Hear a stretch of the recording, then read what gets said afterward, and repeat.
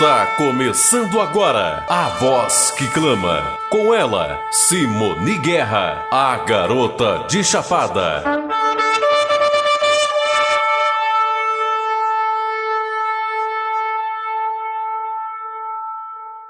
Este estudo fala sobre a restauração das festas bíblicas, também chamadas as festas do Senhor, as festas solenes.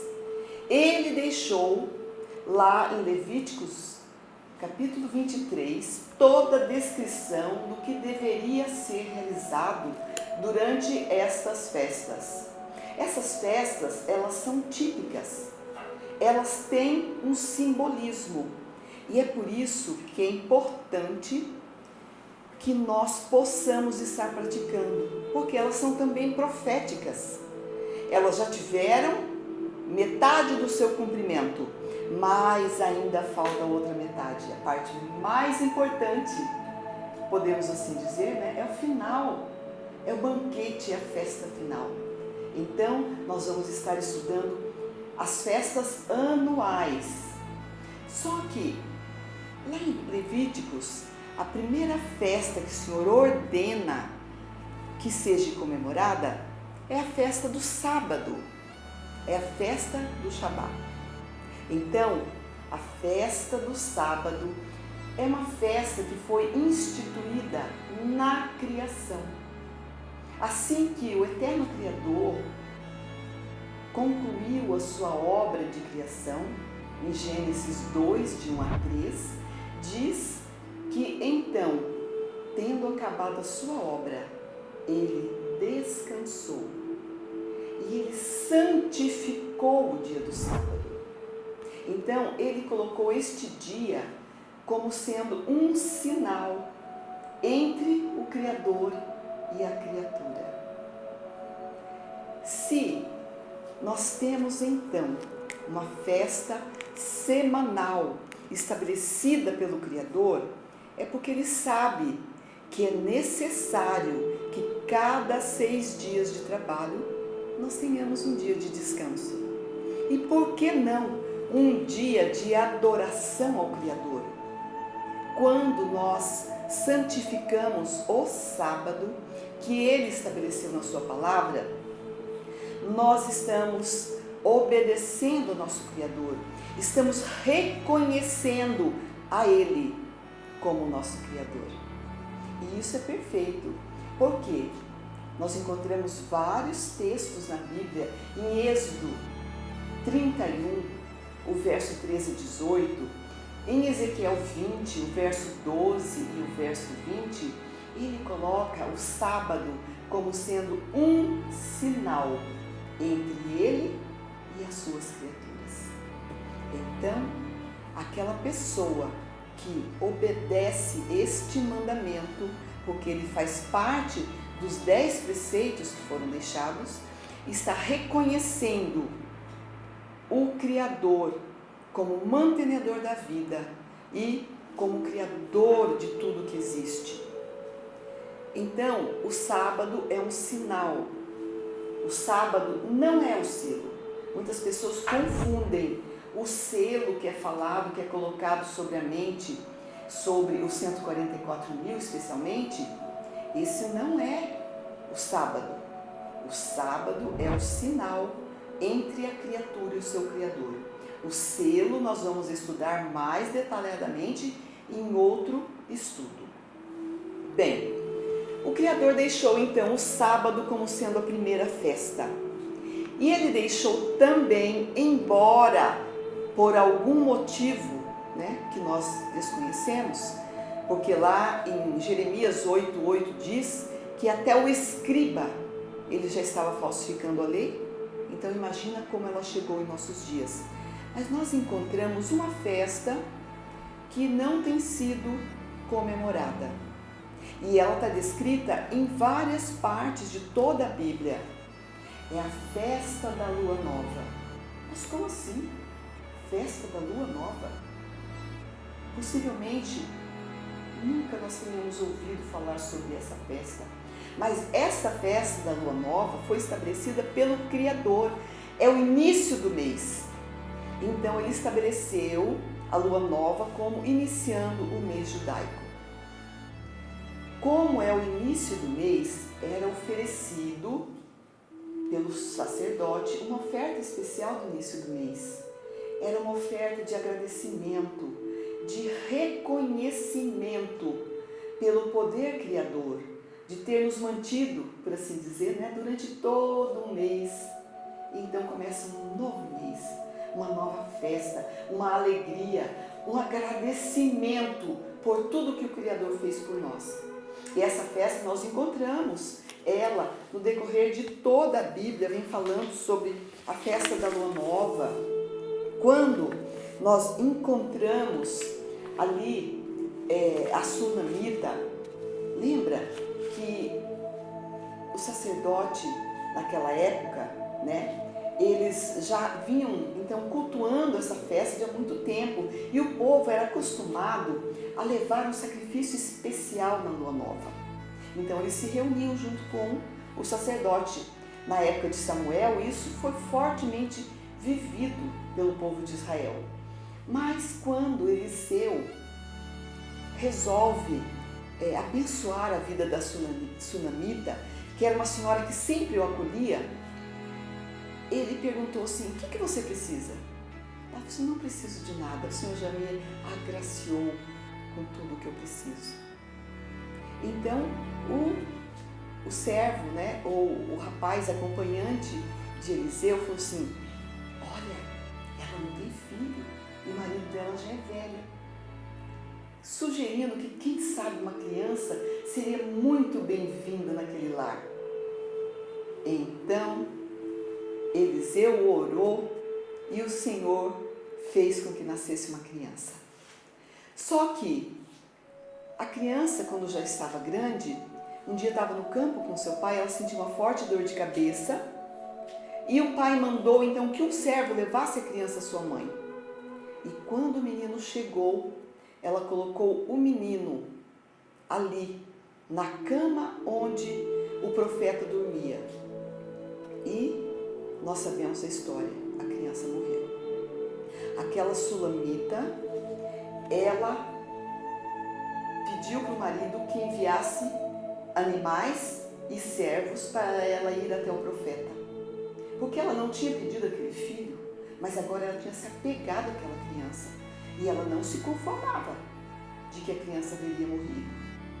Então, o esposo mandou servos e animais e falou assim para ela: mas por que você vai ao profeta?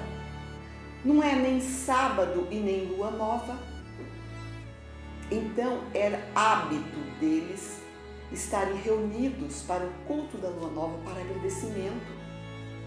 E ela falou assim: não tem problema, eu quero ir. E nós sabemos o resultado da história. Ela foi, o profeta veio então e orou sobre a criança ressuscitou. Mas essa festa da lua nova, ela é para ser comemorada. É um culto de agradecimento. É tão simples nós dedicarmos, uma noite, uns momentos para reunir a família e agradecer pelas bênçãos daquele mês. Sabe por quê? Essas duas festas, a festa semanal, que é o sábado, e a festa da lua nova, elas serão comemoradas eternamente. Nós vemos em Isaías, o capítulo 66, o verso 23, que diz assim: e de um sábado a outro sábado, e de uma lua nova a outra lua nova, virá toda a carne adorar perante mim, diz o Senhor. Então, se essa festa do sábado e da lua nova serão comemorados na terra restaurada, por que não restaurar essa festa? É um culto de gratidão, de agradecimento ao Criador. Então, essa festa semanal e essa festa mensal deve ser um culto de agradecimento. Buscar a presença do Criador, para que Ele possa nos abençoar, no novo dia que começa, na nova semana que começa, no novo mês que começa. Por que não ter uma comunhão com Ele? Ele estabeleceu isso. Não vamos entrar em todos os estudos que falam sobre isso, precisaríamos de muito tempo, mas nós temos uma relação de vários acontecimentos na lua nova. Várias festas eram comemoradas, eram festas especiais. Mas essas duas festas, o sábado e a lua nova, elas serão uma festa eterna para todo sempre. Se nós estudarmos o livro de Jó, nós vamos ver que todos os mundos criados têm um representante. Adão era para ser o nosso representante aqui, mas Adão pecou. E por isso, quando o Criador se reunia, quem sabe numa festa de lua nova, no céu, com todos os representantes dos mundos não caídos, que são muitos, diz a palavra, então Satanás também se apresentou. E o Senhor perguntou: de onde você vem? Ele disse: eu venho de rodear a terra. E o Senhor perguntou: vistes o meu servo Jó? Nós temos então aí uma figura que obedecia ao Criador. Jó é um representante daquilo que vai acontecer conosco nos últimos dias.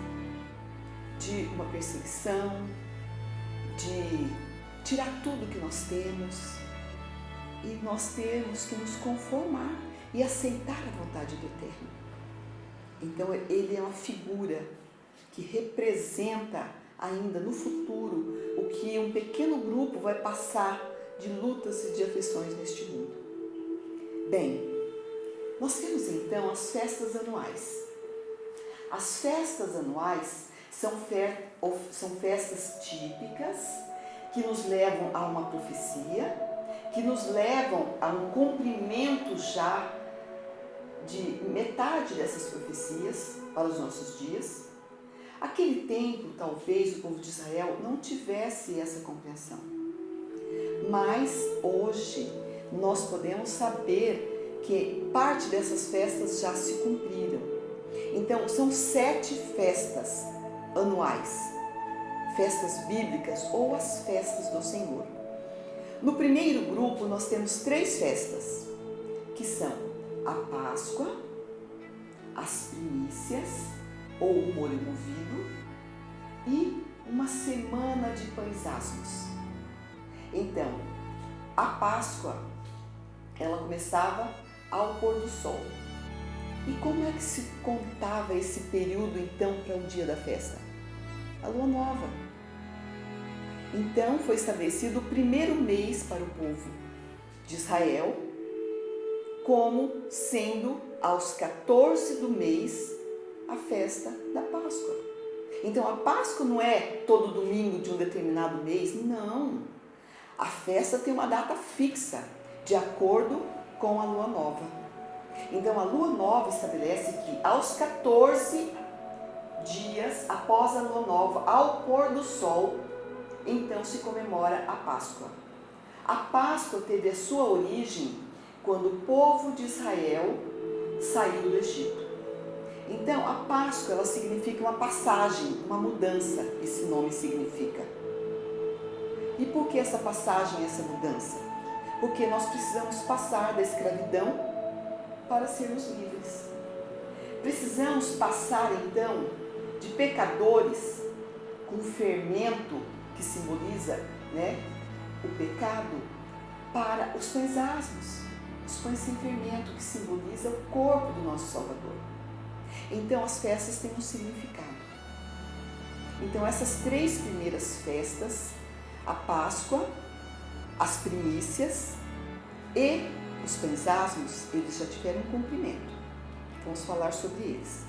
Depois de 50 dias, nós temos a festa do Shavuot, ou a festa do Pentecostes. E depois nós temos mais 3 festas, que são a festa das trombetas, que hoje eles comemoram como o Ano Novo Judaico. Depois, então, da festa das trombetas, nós temos a festa do Dia da Expiação. Na verdade, é uma festa mas é uma festa triste, uma festa de contrição, de arrependimento.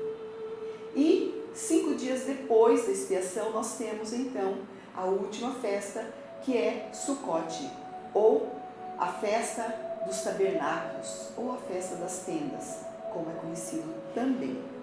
Bem, a Páscoa.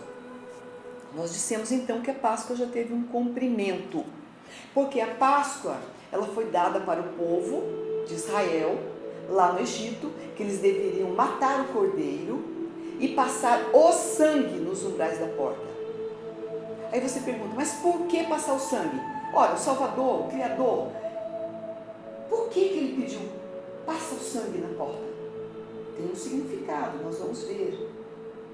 Não bastava só matar o cordeiro, o sangue precisava ser aplicado. E assim também no antítipo, no trabalho que o nosso Salvador faz no santuário celestial. O sangue dele não era só para ser derramado, mas também ministrado, aplicado no santuário celestial. Porque Moisés fez aqui, era uma cópia, era um modelo do que existe lá no céu. Como nós dissemos, temos dito, e você vai ouvir isso muitas vezes, o pecado não começou aqui com Adão e Eva. O pecado começou no céu. O pecado começou quando Lúcifer se rebelou contra o Criador. Então, a Páscoa, ela teve o cumprimento quando o Salvador veio e morreu fora do tabernáculo, fora do templo. O cordeiro não morria dentro do templo, ele morria no átrio. A terra, então, é considerada como o átrio, onde o Salvador, então, deu a sua vida, derramou o seu sangue e levou esse sangue para ser ministrado no céu. No dia seguinte, começava, então, a Páscoa, então, ao pôr do sol, né, no 14º dia da lua nova. O dia seguinte, um feriado nacional, é até hoje um feriado em Israel, porque é o primeiro dia da festa de pães asmos, ou seja, a festa das primícias, também comemora nesse dia. Os pães asmos é uma festa de 7 dias, é feriado no primeiro e no último dia. E são 7 dias sem comer fermento. Isso sim simboliza, significa que o nosso Salvador morreu e ele providenciou o seu corpo sem pecado em nosso lugar. Por isso tira-se o fermento durante 7 dias, é um simbolismo. E se nós podemos passar 7 dias sem fermento, sem pecado, é isso que simboliza, nós podemos passar o ano todo, a vida toda. É isso que o Salvador quer que nós entendamos. Então, isso já teve um cumprimento, porque o Salvador já veio, né, e já ofereceu o seu corpo. Mas nós comemoramos ainda, porque ainda falta o cumprimento das demais. E veja, quando o Salvador morreu, a palavra diz que houve um grande terremoto e sepulturas se abriram. E pessoas ressuscitaram. E foram vistas na cidade, está escrito assim. E essas pessoas ficaram testemunhando, então, que elas haviam ressuscitado, né, quando o Salvador morreu. Eu acredito que uma dessas pessoas deve ter sido João Batista. Não está escrito, ou pelo menos nós não temos esse escrito. Mas eu acredito, porque ele morreu antes do Salvador. E João Batista, ele era uma figura especial. Ele veio para preparar o caminho do Salvador. Ele é que introduziu o batismo. O Salvador foi batizado nas águas. E quando ele foi batizado, ele recebeu o dom do Espírito Santo. O Espírito Santo é um dom que é derramado sobre as pessoas. Se o Espírito Santo fosse uma pessoa, ele não podia ser introduzido na pessoa do nosso Salvador. Como é que 2 pessoas vão viver no mesmo corpo? Não, o Espírito Santo é um dom que foi então enviado pelo Pai ao seu Filho quando ele foi batizado nas águas por João Batista. Então João Batista veio preparar o caminho. Ele veio restaurar o verdadeiro culto, a verdadeira adoração agora, que deveria ser desviada do templo terrestre para o templo celestial. Então, João Batista, está escrito lá em Mateus, nós encontramos essa passagem, que João Batista, ele veio para restaurar todas as coisas. Em Mateus 3, o verso 3, nós encontramos ali. Então, que João Batista teve essa função. E essa prefiguração de restauração, ela vem de Elias. Elias foi o primeiro restaurador. Restaurou então a verdadeira adoração no tempo de Acabe. E lá em Malaquias, nós encontramos que nos últimos dias é necessário novamente essa figura de Elias. Quem é esse Elias? Elias é todo aquele que está restaurando a verdade, todo aquele que está levando a verdade. Então, em Malaquias diz que antes da vinda do Salvador precisa novamente aparecer a figura de Elias. Então, nós todos temos a obrigação de ser um Elias, um restaurador, restaurar a verdade que foi calcada a pés, que está embaixo de um entulho de erros. Essa verdade tem que ser restaurada. E entre elas as festas bíblicas, porque elas têm um significado, como nós estamos vendo. Então, a festa das primícias, a pessoa vinha do campo, trazia então um feixe de trigo, de cevada, e antes deles colherem, o grão estava verde ainda, eles traziam esse maço, esse pacote, né, ou de grãos ainda verdes, para serem apresentados no templo. Eram as primícias. Eles não comiam do fruto da terra sem primeiro apresentar no templo. Então, eles traziam, né, um maço dessa futura colheita e levavam aos sacerdotes. Eles não sabiam se o sacerdote ia apresentar, mas eles trouxeram. Assim também, essa festa teve um cumprimento quando o Salvador, na manhã da ressurreição, ele falou para Maria Madalena: não me toque porque eu não subi ao Pai. E quando eu digo manhã da ressurreição, pode ser a tarde da ressurreição, porque o dia começa ao pôr do sol. Então, o nosso sumo sacerdote foi ao céu, ungiu o Santo dos Santos, e ele desceu e ficou então instruindo os discípulos. Por 40 dias ele ficou aparecendo aqui, aparecendo ali, para que os discípulos entendessem a sua missão. Não só a missão do Messias, mas a missão deles próprios, de restauradores. E então, quando se completou os 40 dias, faltavam 10 dias para a festa do Pentecostes, ou a festa do Shavuot, como é conhecida em Israel. Essa festa do Shavuot, ela comemora a outorga da lei dos 10 mandamentos no Monte Sinai. Então, veja, o povo de Israel já comemorava essa festa. E o Eterno agora salientou que eles deviam, então, colocar essa festa como uma festa anual. O próprio Criador fez isso. Então, o Salvador falou para os discípulos: ficai em Jerusalém, até que do alto sejais revestidos de poder. E eles ficaram 10 dias. E ali eles foram se acertando, pedindo perdão. Um queria ser maior que o outro era melhor, um queria lavar os pés. E durante 10 dias, então, eles ficaram em comunhão.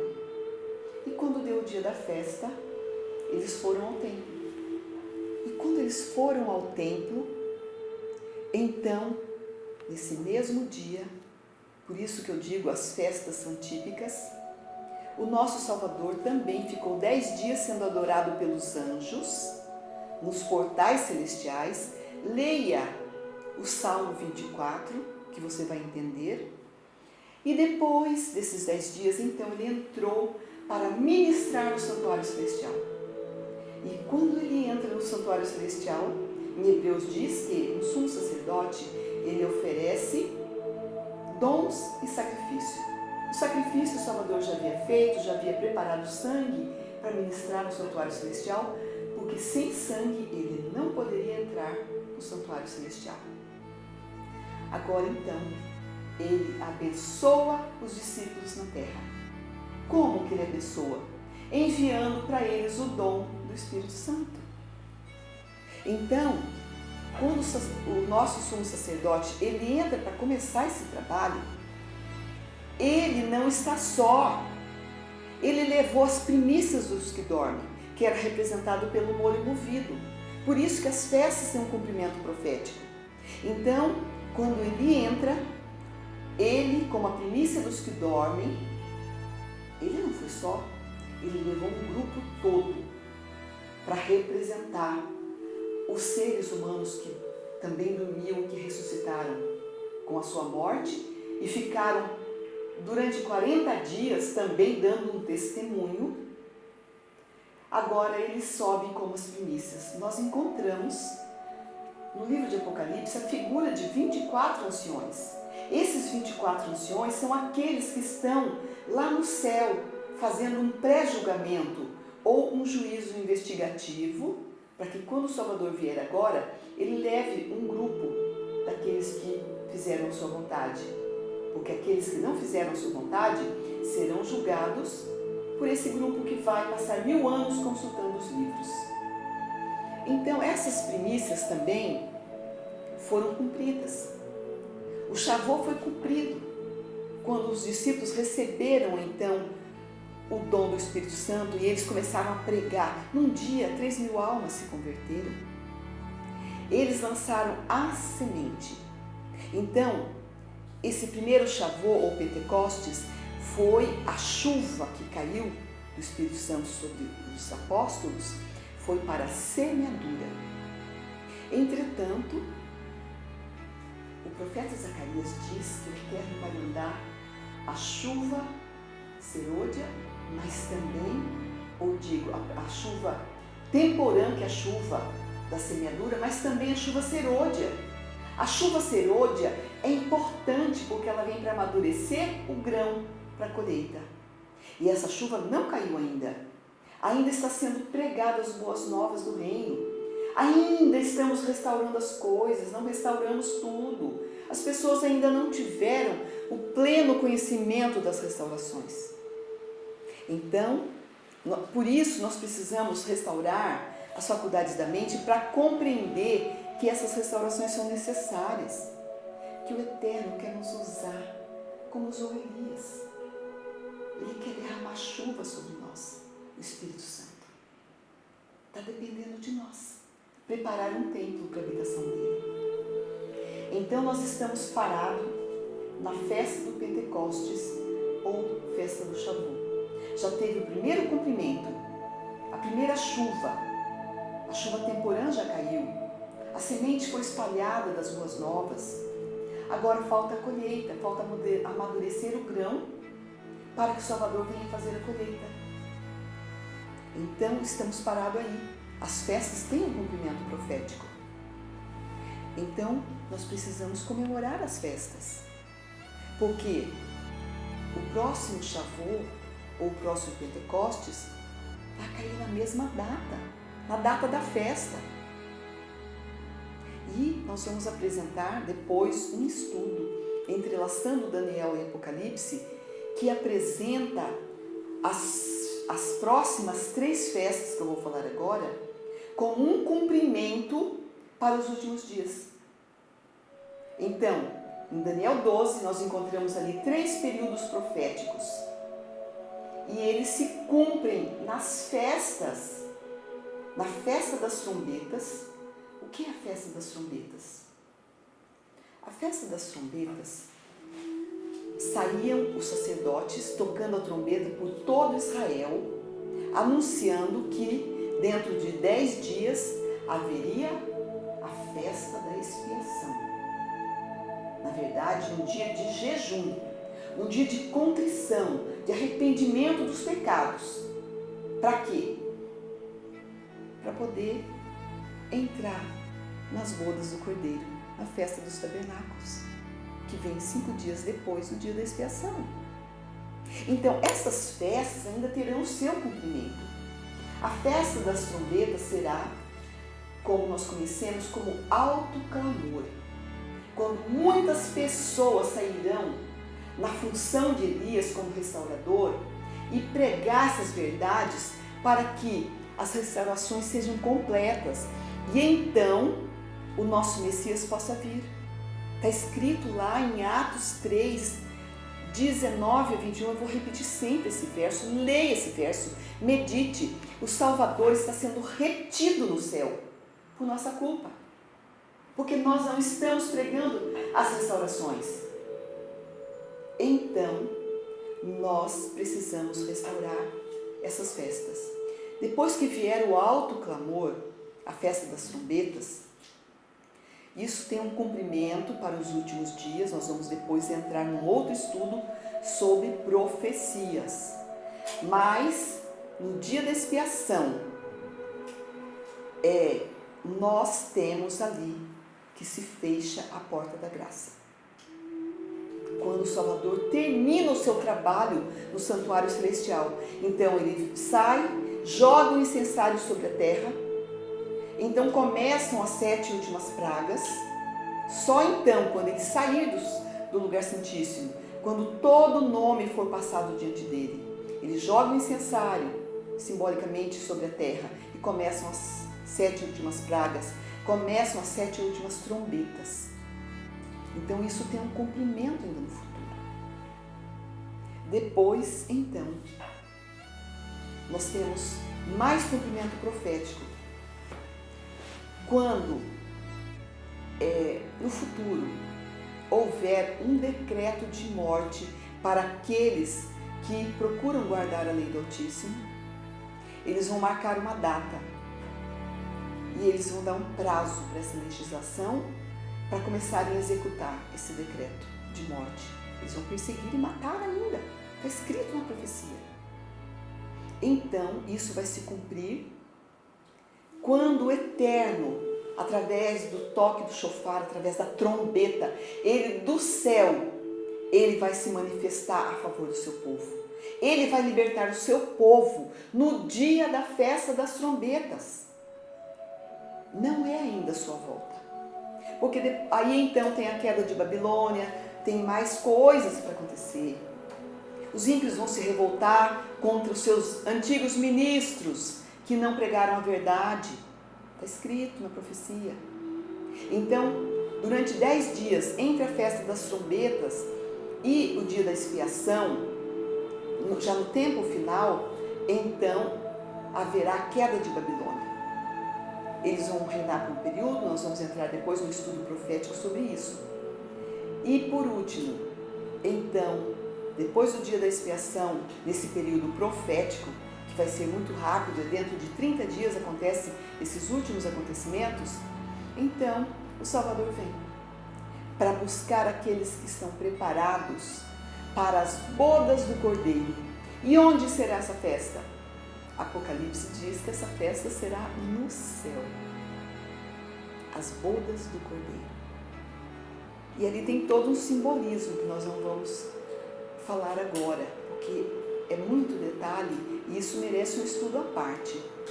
Entrelaçando Daniel e Apocalipse será um estudo do futuro, que nós estaremos então mostrando toda essa parte profética e o relacionamento das festas com os acontecimentos futuros da segunda vinda do Salvador. E a festa dos tabernáculos, ela acontece por 7 dias. Esses 7 dias, diz no Apocalipse, que serão os 7 dias de silêncio no céu, porque o Salvador vem para buscar o seu povo. Ele sai de lá e chega aqui no mesmo momento, mas nós não temos ainda essa capacidade. Então nós precisamos de 7 dias nessa viagem. E nesses 7 dias, nós vamos aprender muita coisa que nós não sabemos ainda. Esses 7 dias são fundamentais para que nós possamos estar realmente preparados para viver uma vida santa, uma vida dedicada ao Criador, para estar aptos para adentrar nos portões celestiais. Então, esses 7 dias de silêncio do céu nós vamos estar estudando, porque quando lá chegarmos, tem a primeira festa das cabanas ou tabernáculos, que é a volta do Salvador, que é uma festa para aqueles que estão esperando, uma alegria infinda. E temos a última festa, que é depois de 7 dias. Essa se cumpre no céu. É um grande banquete que o próprio Salvador preparou para todos aqueles que querem e que amam a sua vinda. Por isso, vale a pena nós estudarmos, nós nos prepararmos para essa festa. Essas festas, elas têm um cumprimento aqui na terra. Elas não serão comemoradas eternamente. A última delas será comemorada no céu, e não mais, porque já se cumpriram. Mas enquanto nós estamos aqui, nós precisamos comemorar, porque ainda falta o derramamento da chuva, ainda falta o alto clamor para pregar a última mensagem, ainda falta se levantar em Elias para restaurar a verdade que foi derribada por terra. Ainda falta o preparo para a vinda do Salvador. Ainda precisa acontecer o selamento, para nós passarmos esse período de angústia durante as 7 últimas pragas. Tem todo um cumprimento. Por isso o Eterno deixou as festas como um marco, como um roteiro. As profecias são como placas ao longo da nossa jornada. Se você está viajando para uma cidade distante, você está indo, você vê, faltam 200 quilômetros, faltam 100 quilômetros, você vai ficando ansioso, está chegando, faltam 10 quilômetros. As profecias são isso, são placas que nos assinalam a proximidade desses acontecimentos, da vinda do nosso Salvador. Então, vale a pena estudar, vale a pena estar preparado, porque vai ser uma festa tremenda e nós não podemos perder essa festa por nada. Vai valer a pena.